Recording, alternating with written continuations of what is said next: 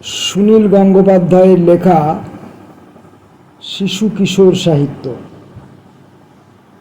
আজকের গল্পটির নাম ৪ নম্বর ডাকাত। দুপুরে ট্রেনে অনেকেই ঝিমোয়, কেউ খবরের কাগজ পড়তে পড়তে ঘুমোয়, কেউ জানালায় মাথা রেখে ঘুমোয়, কারুর মাথা ঘুমে ঢলে পাশের লোকের কাঁধে গিয়ে পড়ে। বেলা এখন ৩:15।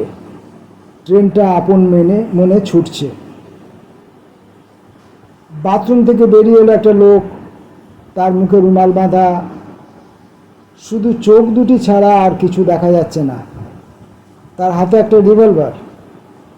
সে কামরার চারদিকে একবার চেয়ে নিয়ে বললে, সবাই শোনো, কেউ নিজের জায়গা থেকে নড়বে না, কেউ ওঠার চেষ্টা করলে গুলি চালাবো। যার কাছে যা গয়না টাকা পয়সা আছে সব দিয়ে দাও, কেউ কিছু লুকোবে না। যারা একটু ঘুমোচ্ছিল তারা চমকে ভয় পেয়ে গেল। যারা গভীর ঘুমে আচ্ছন্ন রয়েছে তারা কিছু শুনতেই পেল না।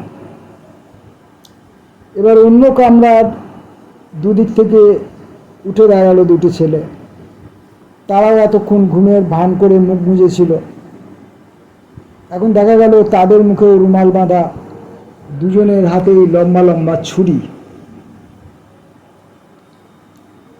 সেই ছুরিওয়ালাদের একজন একটি ঘুমন্ত লোককে ধাক্কা দিয়ে বলল, এই ওঠ, টাকা পয়সা কি আছে বার কর। লোকটা চোখ মেলেই চেঁচিয়ে উঠল, ডাকাত ডাকাত। ছুরিওয়ালাটি তার মুখে মারল এক ঘুষি। এবারে কামরার মধ্যে চেঁচামেচি কান্নাকাটি শুরু হয়ে গেল। কেউ কেউ ঠক ঠক করে কাঁপতে কাঁপতে বলতে লাগলো, হে ভগবান, এ কি হলো, মেরে ফেলবে, ডাকাত মেরে ফেলবে। রিভলভারধারী ডাকাতটি ধমক দিয়ে বলল, কেউ গোলমাল করবে না, চুপ, একদম চুপ, যার যা আছে সব দিয়ে দিলে কেউ প্রাণে মরবে না। একজন মহিলা আগেই তার গলা থেকে হাড় খুলে দিলেন। ছুরিওয়ালা একজন রুক্ষস্বরে জিজ্ঞাসা করলো, এটা সোনার?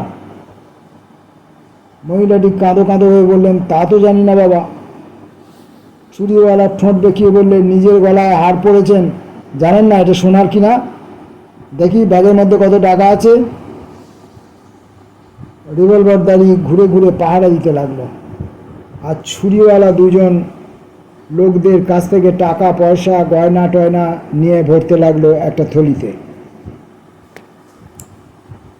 একজন বুড়ো ভদ্রলোক ভেউ ভেউ করে কেঁদে উঠলে, আমার মেয়ের বিয়ের জন্য গয়না গড়িয়ে নিয়ে যাচ্ছি, আমার সর্বনাশ হয়ে যাবে, আমার মেয়ের আর বিয়ে হবে না, প্রভিডেন্ট ফান্ডের সব টাকা আজই তুলে এনেছি, আমায় ছেড়ে দাও।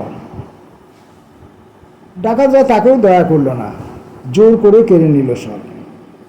এত গোলমাল কান্নাকাটির মধ্যে একজন লোক অঘরে ঘুমোচ্ছে। জানলার কাছে হেলান দিয়ে আছে মাথা, কোলের উপর একটা ইংরেজি ডিটেকটিভ বই খোলা। লোকটির বয়স হবে 44-45, প্যান্ট আর নীল হাওয়াই শার্ট পরা। একজন ছুরিওয়ালা তার কাছে এসে বলল, এটা এখনো ভূতের মতো ঘুমোচ্ছে রে। হাঁটু দিয়ে এক ধাক্কা মেরে বলল, এই গাধা, ওঠ, কি আছে বার কর। ঘুমন্ত লোকটি স্প্রিংয়ের মতো লাফিয়ে উঠে বিরাট জোরে একটা ঘুষি কষালো সেই ডাকাতটির মুখে। এত জোর ঘুষি সে জীবনে খায়নি। দেয়ালে তার মাথা ঢুকে গেল, তারপর মেঝেতে পড়ে গিয়েই অজ্ঞান। নীল শার্ট পরা লোকটি সঙ্গে সঙ্গে তার ছুরিটা তুলে নিয়ে বলল, আপনারা কেউ ভয় পাবেন না, ওই রিভলভারটা খেলনা রিভলভার, ও কিচ্ছু করতে পারবে না। রিভলভারধারী হিংস্র মুখ করে বলল, খেলনা? দেখবি দেখবি, তোকে শেষ করে দেব। এই বলতে বলতে সে দরজার দিকে সরে গেল। তারপর এক লাফ মারল চলন্ত ট্রেন থেকে। বাকি রইল একজন ছুরিওয়ালা। সে বেশ ভ্যাবাচাকা খেয়ে গেছে, এক হাতে উঁচু করে আছে তার ছুরিটা। নীল জামা পরা লোকটি তার দিকে এগোতে এগোতে বলল, লড়বি আমার সঙ্গে? আয়, লড়বি আয়, আমার নাম মানিক ঘোষ, আমার সঙ্গে লড়তে পারিস তো বুঝবো তোর হিম্মত। মানিক ঘোষের স্বাস্থ্য ভালো, সেই তুলনায় ছুরিওয়ালা ডাকাতটা রোগা প্যাঁকলা, তার হাত কাঁপছে, সে লড়াই করার কোনো চেষ্টাই করলো না। অন্য দরজার দিকে ছুটে গিয়ে পরিকি মরি করে দিল 1 লাফ। রেল লাইনটা এখানে বেশ উঁচু। জানলা দিয়ে দেখা গেল সে ডাকাতটা এবড়ো খেবড়ো পাথরের উপর দিয়ে গড়াচ্ছে, হাত পা কিছু একটা ভাঙবে নিশ্চয়ই। নীল শার্ট পরা লোকটা বলল, অন্য ছেলেটাকে ধরে রাখুন, ওকে পালাতে দেবেন না, ধরুন ধরুন। কামরার যেসব লোক এতক্ষণ ভয়ে শুকনো কাঠ হয়েছিল, তাদেরই মধ্যে 3-4 জন এখন ঝাঁপিয়ে পড়লো সেই লোকটার উপর। তারপর তাকে এমন চড়চাপড় মারতে লাগলো যে তাতেই তার জ্ঞান ফিরে এলো। একটু আগে ছিল চেঁচামেচি কান্নাকাটি, এখন অন্যরকম শোরগোল শুরু হয়ে গেল। ডাকাতদের হাত থেকে বেঁচে যাওয়া গেল এত সহজে, কেউ যেন বিশ্বাসই করতে পারছে না। টাকা পয়সা গয়নার থলে দুটো ওরা ফেলে গেছে। নীল শার্ট পরা মানিক ঘোষ নামের লোকটি যেন সিনেমার নায়ক। তাকে ঘিরে ধরল সবাই। যে বুড়ো ভদ্রলোক মেয়ের বিয়ের গয়নার কথা বলছিলেন, তিনি মানিক ঘোষের গায়ে হাত বুলাতে বুলাতে বললেন, বাবা তুমি ভগবান, তুমি আমাকে বাঁচালে, আমার মেয়েকে বাঁচালে। মানিক ঘোষ লজ্জা পেয়ে বলল, এ কি বলছেন, আমি ভগবান হতে যাবো কেন, আমি সাধারণ মানুষ। অন্য একজন বলল, আপনি নিজের জীবনের ঝুঁকি নিয়ে আমাদের বাঁচালেন, যদি আগেই আপনাকে ছুরি মেরে দিত। আর একজন জিজ্ঞাসা করলো, দাদা আপনি কি করে বুঝলেন যে ওটা খেলনা রিভলভার? মানিক ঘোষ বলল, দেখলেই তো বোঝা যায়, আপনারাও তো ছেলে মেয়েদের জন্য খেলনা বন্দুক পিস্তল কিনে দেন, সেগুলোকে ভালো করে দেখেন না? বৃদ্ধ ভদ্রলোক বললেন, দেখে বোঝা খুব শক্ত, বাই চান্স যদি আসল হতো। মানিক ঘোষ বলল, তাহলে আর কি হতো, বড় জোর গুলি চালাতো আমার দিকেই। গুলি চালালেই যে ঠিক লাগতে পারত তারও কোনো মানে নেই। এর আগে একবার আহমেদপুর বাজার থেকে ফিরছি সন্ধেবেলা, এক ব্যাটা আমার দিকে গুলি চালালো, হাতে একদম টিপ নেই, আমি এখানে গুলিয়ে চলে গেল 2 হাত দূর দিয়ে। একদিন জিজ্ঞাসা করলো, আগেও একবার গুলি চালিয়েছিল আপনার দিকে, দাদা আপনি কি পুলিশ নাকি? মানিক ঘোষ বলল, না না, পুলিশ হতে যাব কোন দুঃখে, আমি ডিমের ব্যবসা করি। লোকটি বলল, না, অত জোরে ঘুষি মারলেন তো, তাই জিজ্ঞেস করছি। মানিক ঘোষ বলল, পাড়ার ক্লাবে কিছুদিন বক্সিং শিখেছি, ডিমের ব্যবসা করলে কি বক্সিং শেখা যায় না? বৃদ্ধ ভদ্রলোক বললেন, গুলিগোলার শব্দ শুনলেই তো ভয়ে প্রাণ উড়ে যায়। মানিক ঘোষ বলল, আজকাল যা দিনকাল পড়েছে, গুলিগোলার শব্দ শুনতেই হবে, অত ভয় পেলে কি চলে দাদু? 3 জন লোক ধরা পড়া ডাকাতটিকে মাটিতে শুইয়ে রেখে তার বুকের উপর পা দিয়ে চেপে রেখেছে। সে একবার উঠে দাঁড়াবার চেষ্টা করতেই কয়েকজন এগিয়ে এসে তাকে চড় ঘুষি মারতে লাগলো। মানিক ঘোষ বলল, দাঁড়ান দাঁড়ান, অত মারবেন না, বাঙালিরা আগে কিছু করতে পারে না, চোর ধরা পড়লে তারপর তাকে মারতে খুবই ওস্তাদ। এই ছেলেটাকে নিয়ে এখন কি করা যায়? 3-4 জন একসঙ্গে বলল, সামনে স্টেশনে ট্রেন থামলে ওকে পুলিশের হাতে তুলে দিতে হবে, পুলিশ ওকে ধরে খুব ঠ্যাঙালেই ওর দলের সন্ধান বলে দেবে। অন্য একজন বলল, পুলিশ আজকাল কিছুই করে না, ঘুষ খেয়ে ছেড়ে দেবে। আর একজন বলল, আজকাল যখন তখন ডাকাতি হয়, আর পারা যায় না, আমাদেরই উচিত ওকে শাস্তি দেওয়া। মানিক ঘোষ জিজ্ঞাসা করলো, কি শাস্তি দেবেন? একজন বলল, কে মারবে, আমি? তারপর আমি যে খুনের দায়ে ধরা পড়ব? সেই লোকটি বলল, তাহলে আমরা সবাই মিলে মারব, কারোর নামে দোষ পড়বে না, ওকে খুন করাই উচিত। মানিক ঘোষ বলল, ওরে বাবা, একেবারে খুন? আপনারা সবাই তাই চান? অনেক লোক একসঙ্গে হ্যাঁ বলে উঠল।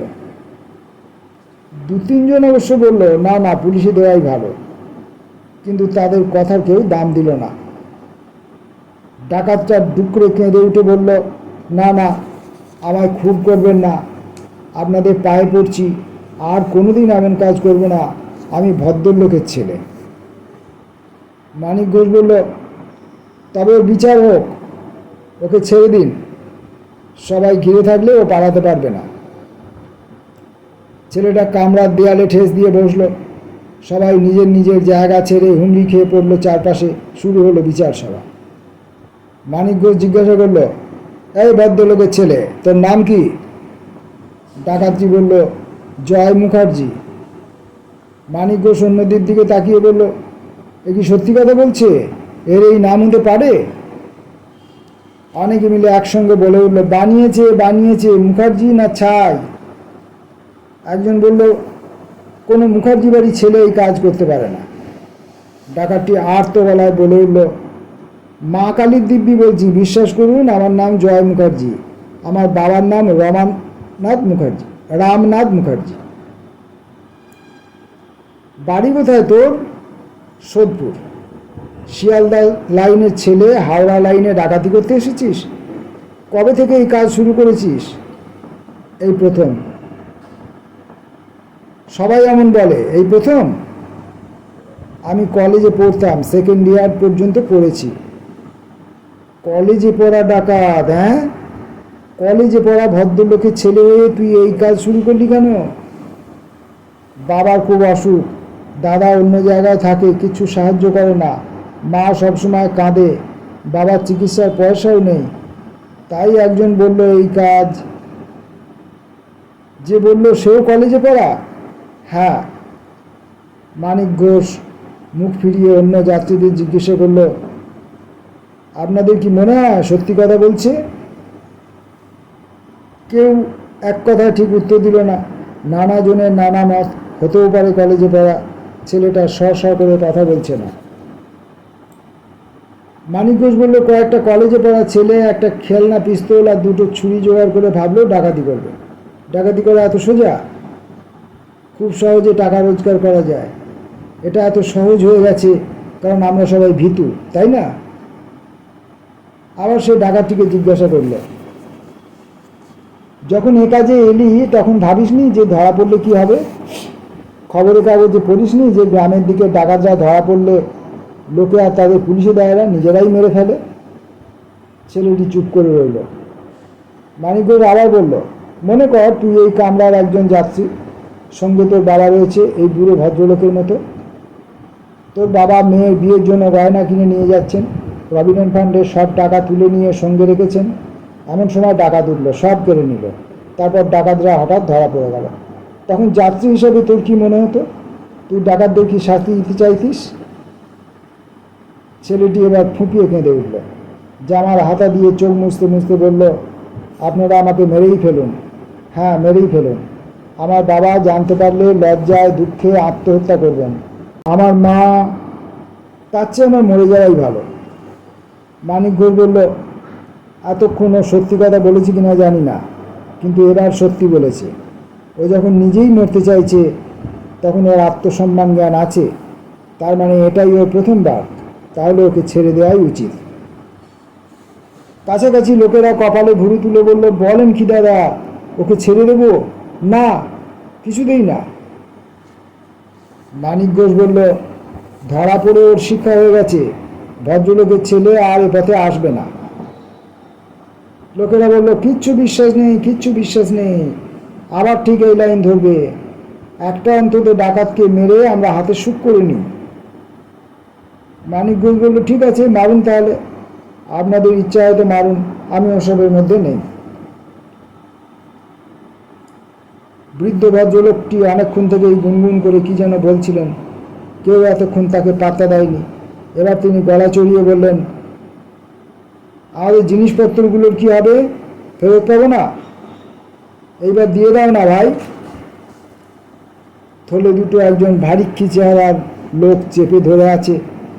সে বলল, কি করে বোঝা যাবে কোন জিনিসটা কার আর কার কত টাকা ছিল? একজন টাক মাথা লোক বলল, আমার 350 টাকা ছিল। তার পাশের লোকটি বলল, সে কি মশাই, আমি যে দেখলুম আপনার মোটে 3খানা 50 টাকার নোট ছিল। আবার শুরু হয়ে গেল হইচই। একজন মহিলা মানিক ঘোষের কাছে এসে কাকুতি মিনতি করে বললেন, বাবা তুমি এই ভাবটা নাও, তুমি আমাদের বাঁচিয়েছো, তোমার কথা সবাই মানবে। বৃদ্ধ ভদ্রলোকটি বললেন, হ্যাঁ হ্যাঁ ভাই, তুমি বিচার করে যার যার জিনিস দিয়ে দাও। মানিক ঘোষ থলি দুটো নিয়ে খুলে দেখল, আপন মনে বলল, টাকা পয়সা গয়নাগাটি মন্দ পড়েনি দেখছি, এগুলো তাহলে আমার হাতে তুলে দিচ্ছেন? উঠে দাঁড়িয়ে সে হঠাৎ ছুরিটা বাগিয়ে বাজখাই গলায় বলল, খবরদার, কেউ আমার কাছে আসবে না, এলেই গলা কেটে দেব। আমাকে চেনো না তোমরা? মানিক ঘোষের নাম শোনোনি? এই লাইনে বিখ্যাত ডাকাত মানিক ঘোষের নাম কে না জানে? এক হাতে থলি দুটো ধরে অন্য হাতে ছুরিটা তুলে সে একটা একটা করে সরে যেতে লাগলো দরজার দিকে। সবাই স্তম্ভিত, কেউ টু শব্দ করছে না। মানিক ঘোষ বলল, রক্ষকই ভক্ষক, তাই না? চিনতে পারোনি আমায়? তোমরা ওই পুঁচকে ডাকাতটাকে মেরে হাতের সুখ করতে চাও তো করো, আমি এগুলো নিয়ে চললুম। ট্রেনের গতি কমে এসেছে, কাছে স্টেশন, এখান থেকে অনায়াসে লাফিয়ে নেমে পড়া যায়। দরজার কাছে এসে মানিক ঘোষ বলল, কি আমাকে বাধা দেওয়ার সাহস হলো না কারুর? সে মুরদ নেই? আমি ডাকাত ধরে দিলুম, তারপর তোমরা তাকে মারবার জন্য ব্যস্ত, মারো তাহলে, আমি এগুলো নিয়ে চললুম। গলা ফাটিয়ে সে হা হা করে হেসে উঠল।